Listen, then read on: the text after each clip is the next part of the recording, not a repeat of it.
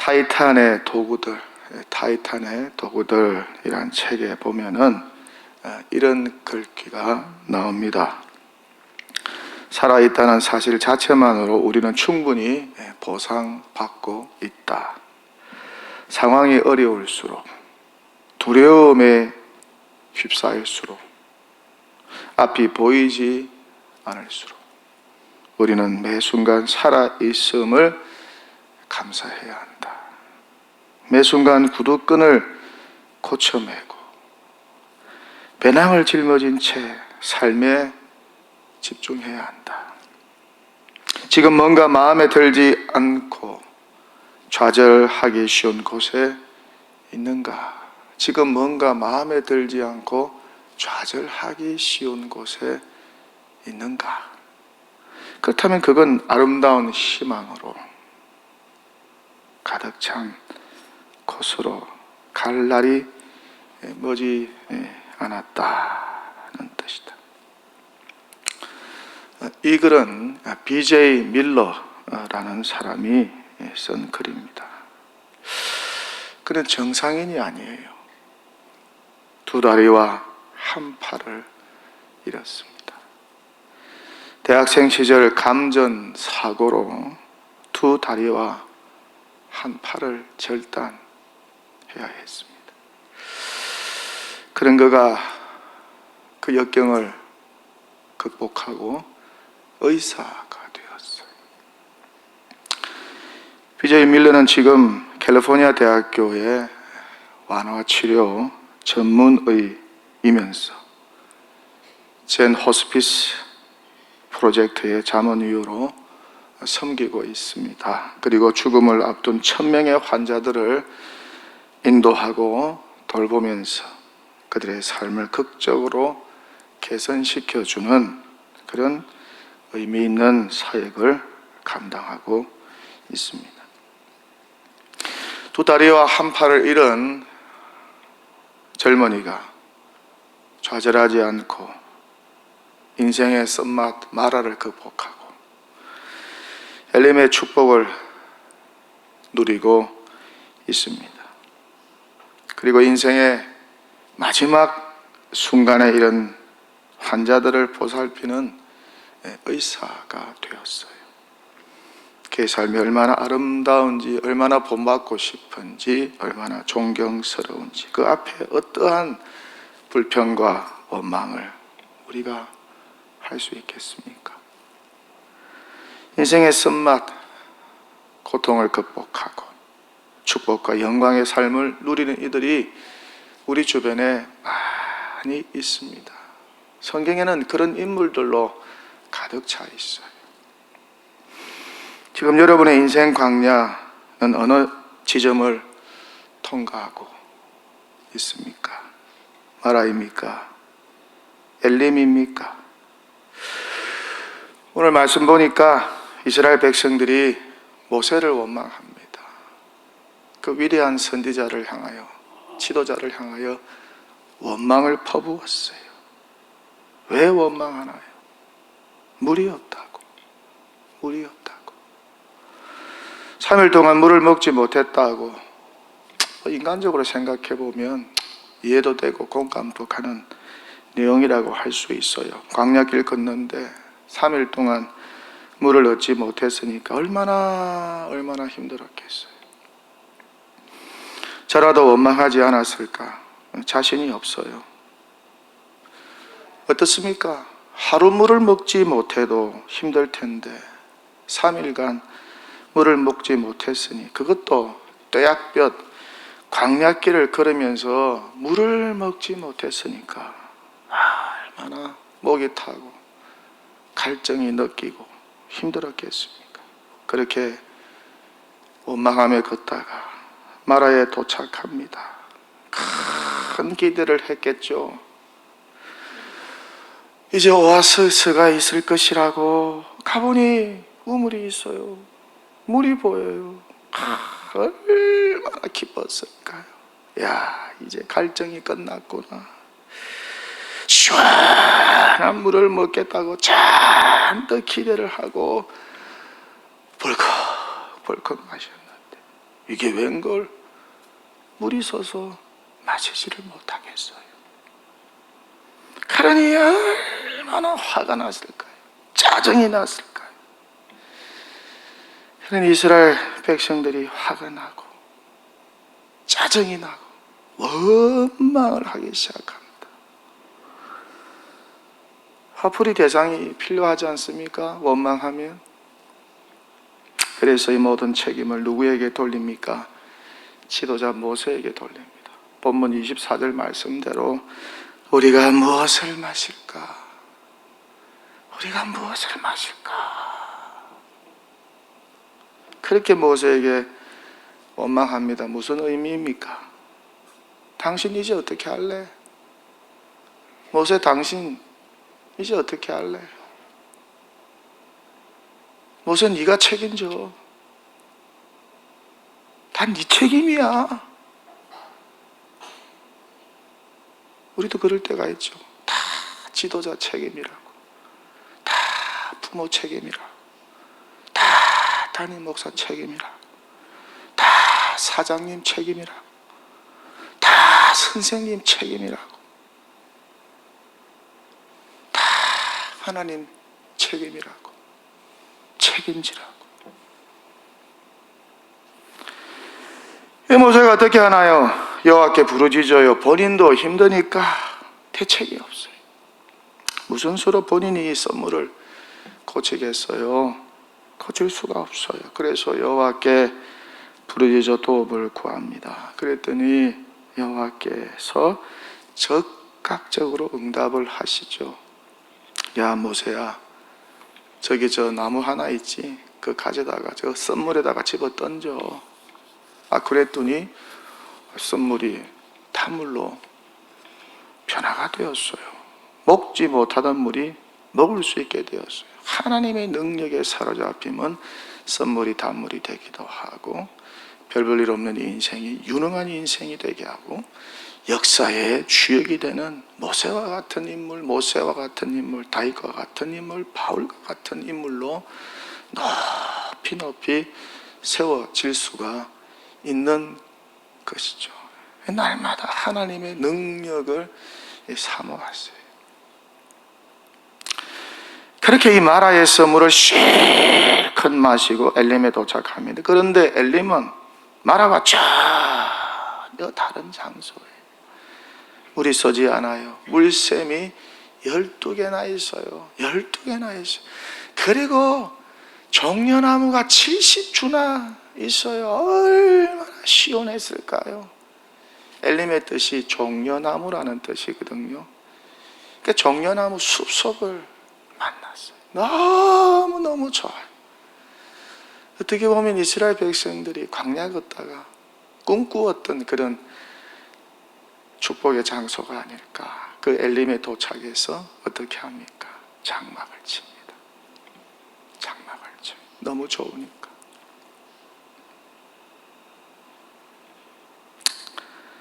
그렇게 홍해를 건넌 후 수르 광야로 들어와서 마라로, 또 마라에서 엘림으로의 여정을 걷습니다. 초기 이스라엘 광야 여정입니다.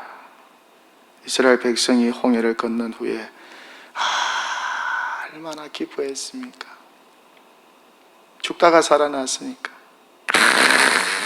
구원을 경험했으니까, 기적을 경험했으니까, 여호와의 구원을 찬송하고, 모세의 누이 미리암이 소고를 잡고, 여인들도 소고를 잡고 막 춤을 추고 난리가 났어요. 한바탕 축제가 벌어졌어요. 우리도 너무너무 기쁜 일이 생기면, 뜻밖의 기쁜 일이 생기면 그 기쁨을 주체할 수 없어서 바깥으로 이렇게 춤추고 북을 치고 기쁨을 발산할 때가 있잖아. 그렇게 홍해를 건너고 좋았어요. 세상이 달라버렸어요. 세상이 달라버렸어요. 너무 좋으니까. 근데 어떻습니까? 이 구원의 감격과 기쁨, 그 흥분이 딱 3일 만에 끝났어요. 3일 후에 원망이 시작되었습니다. 감사, 구원의 기쁨, 감격, 홍해의 기적에 대한 그 추억 오간데 없어요.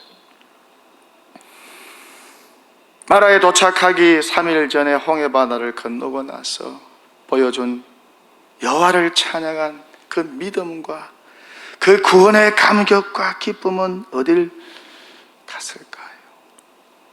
3일 전 그 구원의 감격과 기쁨, 큰 능력을 베푸신 여호와, 그분을 목도하면서 그분에 대한 경외심에 두렵고 떨면서 여호와를 찬양했던 그 구원의 감격과 기쁨 어디로 갔습니까? 그들의 신앙은 도대체 어떤 색깔과 어떤 모양이었을까요? 이런 것을 보면 감사의 유통기한이 딱 3일이지 않을까. 감사의 유통기한 3일. 저는 한 주간 돌아보세요. 한 주간 계속 여러분 감사 찬양한 것 같아요? 아니면 이스라엘 백성과 같이 하루 이틀 3일 지난 이후부터 원망 불평이 입에서 나온 것 같습니까? 이렇게 감사를 지속한다는 것은 그만큼 어렵다는 거예요. 그래서 성경은 구석구석에 감사하라 말씀하고 있어요. 우리도 예외가 아닙니다. 원망하는 이스라엘 탓할 이유가 전혀 없어요. 왜 그렇습니까? 우리의 모습이기도 하니까. 그렇잖아요. 원망 불평 얼마나 잘합니까? 대한민국 사람들 원망 불평 얼마나 잘합니까? 툭하면 누구 탓이라고 하죠. 자식들은 부모 탓이라고 하고, 백성들은 지도자 탓이라고 하고, 내 탓은 없는 거. 남의 눈에 덜 보는 잘 보고, 자기 눈에 티는, 남의 눈에 티는 잘 보고, 자기 눈에 덜 보는 보지 못하는 그런 모순 속에 우리가 살아가고 있지 않습니까? 세상이란 수루 광야에 살다 보면 감사가 사라지고 원망 불평하게 됩니다. 세상 살이가 힘드니까. 그렇잖아요. 얼마나 세상 살이가 힘들어요. 만만치 않아요. 수루가 무슨 뜻일까요? 수루 광야를 통과했다고 하는데 수루가 무슨 뜻일까요? 찾아보니까 바위라는 뜻이래요. 바위 광야. 큰 바위와 수풀이 우거지고 들짐승들이 우글거리는 거친 땅. 물이 잘 나오질 않아서 풀은 마르고 열풍이 불어오는 험악한 땅. 이것이 이스라엘 백성이 걸었던 초기 수루 광야였습니다. 우리가 사는 세상이란 광야와 별 다를 바가 없어요. 씁니다. 지칩니다. 고통스럽습니다. 고생과 수고와 눈물의 연속입니다. 마라의 물만 쓴 것이 아니라 수루 광야의 여정만 쓴 것이 아니라 어떻습니까? 인생도 써다는 것이죠. 고생과 수고로 점철된 인생. 이 인생 여정을 걷다 보면 단맛도 보고 쓴맛도 봅니다. 어떠세요? 지금까지 인생 단맛을 많이 본 것 같으세요? 아니면 쓴맛을 더 많이 본 것 같으세요? 짧은 제 인생을 돌아보면 단맛보다 쓴맛을 더 많이 보았던 것 같아요. 아마 여러분들도 마찬가지가 아닐까. 여러분이 경험한 인생 쓴맛, 가장 쓴맛, 마라, 가장 고통스러운 마라, 그 경험은 무엇이었습니까? 또 어떤 것이었습니까? 강정훈 목사님이란 분이 계십니다. 강정훈 목사님. 이분이 내게 왜 이러세요? 내게 왜 이러세요? 라는 책을 썼어요. 그리고 저한테도 이 책을 한 권 선물로 보내주셨어요. 이분이 젊은 시절 아내를 잃고 20년 만에 자신의 속마음을 책에 담아내었습니다. 제가 쭉 읽어보면서 잔잔한 감동을 많이 받았어요. 그렇지, 그렇다, 공감도 하면서. 아내가 골수암에 걸려서 5년간 투병하다가 어린 두 아들을 낳아두고 죽었어요. 이때 그녀의 나이 41세. 골수암으로 시작한 병은 난소암이 되었고 병원에서도 손을 놓았다고. 그때부터 이 강 목사님은 낙심과 고통의 연속이었습니다. 수없이 기도에 매달렸고 기도한 만큼 낙심했다고 합니다. 아이러니하죠. 기도한 만큼 기뻤다가 아니고 기도한 만큼 낙심했다. 정말 인생의 쓴맛을 제대로 본 것이죠. 깊은 말의 여정을 제대로 통과하게 된 것이죠. 그는 이때 그의 심정을 이렇게 적고 있어요. 골수암은 골수성 세포에 발생하는 암이다. 발생 수술 항암 치료. 제발 수술 항암 치료가 끝도 없이 이어졌다. 그놈의 수술을 4번이나 받았다. 암이 발생한 왼쪽 다리는 시멘트 전봇대처럼 굳었고 종일 극심한 통증을 유발했다. 아내는 고통으로 괴로워하는 자신의 얼굴을 보면 내가 더 힘들 거라며 방문을 안에서 걸어 잠그고 혼자 신음했다.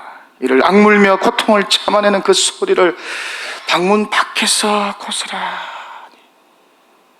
들어야 했다. 그렇게 투병하다가 5년을 살고 아내는 세상을 떠났다. 큰애는 초등학교 5학년, 둘째는 4학년이었다. 교회를 개척하느라 고생만 하다 죽은 아내에게 너무 미안해서 쉽게 보내줄 수가 없었다. 하나님께 많이 섭섭했다. 하지만 하나님은 이 인생 쓴맛을 통해서 나에게 위로자 자격증 하나를 주셨다. 남은 인생 조심스레 전한 위로의 목소리이고 싶다. 그렇게 글을 적고 있어요.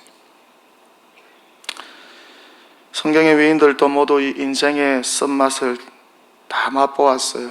아브라함도, 나오미도, 룻도, 요셉도, 다윗도, 바울도 모두 인생 쓴맛 마라를 통과했습니다. 마라를 통해서 엘림으로 나아갔습니다. 누구보다 우리 예수님이 인생 쓴맛을 제대로 보았죠. 공생의 3년은 그 말 그대로 마라의 여정 자체였습니다. 구원자로서 정말 힘든 여정이었어요. 머리 둘 곳이 없었어요. 편히 쉰 적도 없었어요. 가족들에게 거절당했습니다. 대적들에게 둘러싸였어요. 유대인들로부터 마귀의 개수 바알 부올에 부속된 자라고, 이단이라고, 정신병자, 미친 자라고 막말을 들어야 했습니다. 마지막 십자가 여정은 더 고통스럽고 힘들었어요. 써도 보통 쓴 게 아니었어요. 거짓 증언에 모함과 또 맞고 조롱당하고 배신당하고 그렇게 깊은 상처를 받았습니다. 무엇보다 골고다 언덕 위에서 십자가에 못 박히시고 부활하기까지 3일의 여정은 형언할 수 없는 고통의 선장 자체였습니다. 그 참혹한 고통과 죽음까지 경험하셨으니 십자가의 쓴맛이 얼마나 고통스러웠을까. 병사들이 건네는 진통제 역할하는 썰get한 포도주까지 거부하셨으니까 얼마나 그 맛이 있었을까. 정말 예수님의 인생은 마라 자체였어요. 쓴맛 자체였어요. 상처투성이었어요.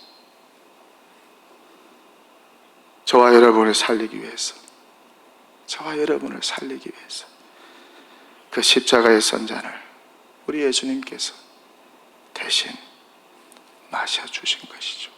대신 마라를 통과하신 거예요.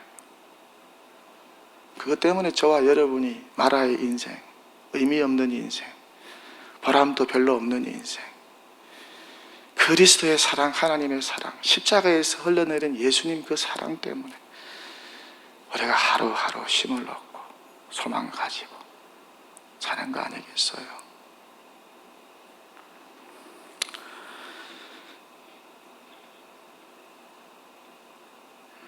주님은 마라의 현장에서 십자가에 매달려서 어떻게 하셨습니까? 인생의 쓴맛이 가장 진하게 느꼈던 고통과 고난의 현장 십자가에서 주님은 어떻게 하셨습니까? 주님은 엘림을 바라보았어요. 주님은 기쁨으로 엘림을 바라보았어요. 부활의 날을 바라보았어요. 하나님의 능력을 바라보았어요. 믿음으로 바라보았어요. 그래서 성경은 이렇게 기록하지요. 그는 그 앞에 있는 기쁨을 위하여 십자가를 참으사 부끄러움을 개의치 아니하시더니 하나님 우편에 앉으셨느니라. 마라의 쓴맛을 참고 마라의 수치도 상하지 않았습니다. 우리 예수님 그렇게 사셨어요. 왜 우리가 자주 원망 불평합니까? 십자가를 자주 바라보지 않으니까. 코로나만 바라보고 마스크만 바라보고 신문만 바라보고 세상 소리에만 귀를 기울이고 있으니까, 세상 사람들이 쳐다보는 것만 쳐다보니까, 세상 사람들이 듣는 것만 듣고 있으니까 세상 사람들과 똑같이 원망하고 불평하는 거예요. 어디에서 멀어졌으니까? 십자가에서 멀어졌으니까.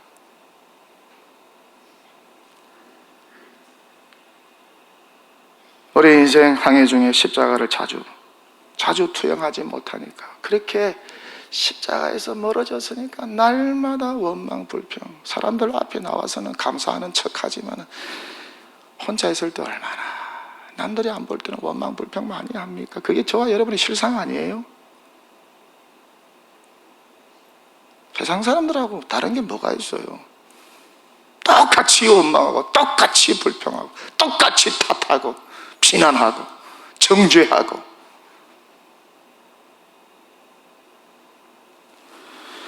그러니 우리도 마라에서 원망 불평만 하지 말고 믿음으로 참고 예수님처럼 기쁨으로 참고 예수님처럼 능력의 하나님, 죽음에서 살리실 능력의 하나님, 그 부활의 날을 바라보면서 또 그 부끄러움과 수치를 개의치 않으신 주님을 자주 묵상하면서 마라에서도 엘림의 축복을 기대하고 소망하고 살면 얼마나 좋을까.